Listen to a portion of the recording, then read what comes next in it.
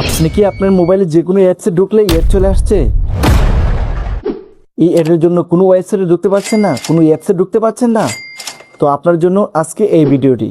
তো ভিডিওটি সম্পূর্ণ দেখবেন আর আপনার ফোনে সেভ করে রাখবেন, কারণ যে কোনো সময় আপনার কাজে আসতে পারে। আর যদি পেজে নতুন হয়ে থাকেন অবশ্যই ফলো দিয়ে পাশে থাকবেন, কারণ এই ধরনের আরও চমৎকার ভিডিও নিয়ে আপনাদের সামনে প্রতিনিয়ত চলে আসব। তো আমি কথা বলাবো না, চলে যাব মোবাইল স্ক্রিনে। সো মোবাইল আসার পর আমরা চলে যাবো সেটিংয়ে যাওয়ার পরে এখানে দেখেন নিচে লেখা আছে গুগল অপশনটি, এখানে আমরা ক্লিক করব। তারপর দেখেন আমাদের জিমেলটা শো করছে, তো আমরা জিমেলের উপরে ক্লিক করে দেবো।